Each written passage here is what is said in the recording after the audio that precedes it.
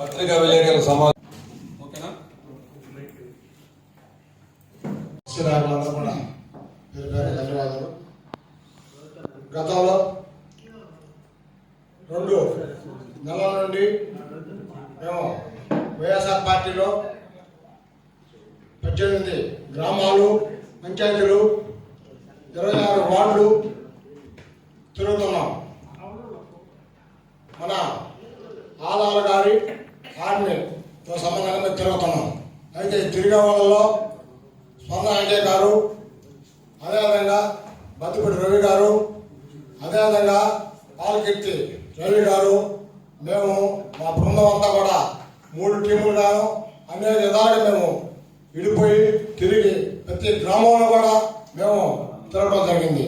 ప్రచారం చేస్తుంటే ప్రతి ఒక్క గ్రామంలో కూడా ప్రతి ఒక్కరిని మేము అడక్క ముందే అయ్యా ఆదాల బాబారెడ్డి గారు మాకు చాలా చాలా పనిచేశాడు, 150 కోట్లు వచ్చి రాకముందే 150 కోట్లు తీసుకొచ్చి మా గ్రామాలన్నీ ఈ 18 పంచాయతీలు అభివృద్ధి చేశాడు.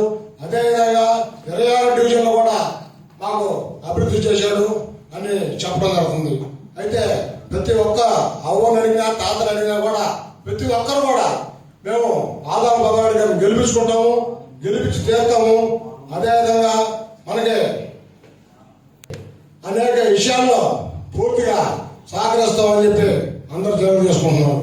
ప్రతి ఒక్క ఇంటికి పోయినా కూడా పాంప్లెట్ల ద్వారా ప్రతి ఒక్క గ్రామం తిరిగాం. ప్రతి వార్డులలో 26 వార్డులలో కూడా తిరిగాం. మేము 2 నెలల నుంచి పూర్తిగా తిరుగుతా ఉన్నాం. కాబట్టి మేమందరం కూడా మళ్ళా కూడా ఎలక్షన్ అయిపోయిన వరకు కూడా అందరూ మా వాళ్ళందరం కూడా బాగా తిరిగి బాబారెడ్డి గారి గెలుపు కోసం మేము నిరంతరం పనిచేస్తామని తెలియజేసుకుంటున్నాము. అదేవిధంగా ఆనందరావు గారు, అదేవిధంగా వెంకటరావు గారు కూడా దీనిలో మన శ్రీనివాసులు అందరం ఉన్నాము. కాబట్టి మేము ఆర్మీలో పనిచేసే ప్రతి ఒక్కరిని మేము మనసారా ఆరాధించుకుంటూ ప్రతి ఒక్కరిని బాగుండాలని మంచి మెజార్టీతో బాబారెడ్డి గారు గెలుపొందాలని కోరుకుంటున్నాం.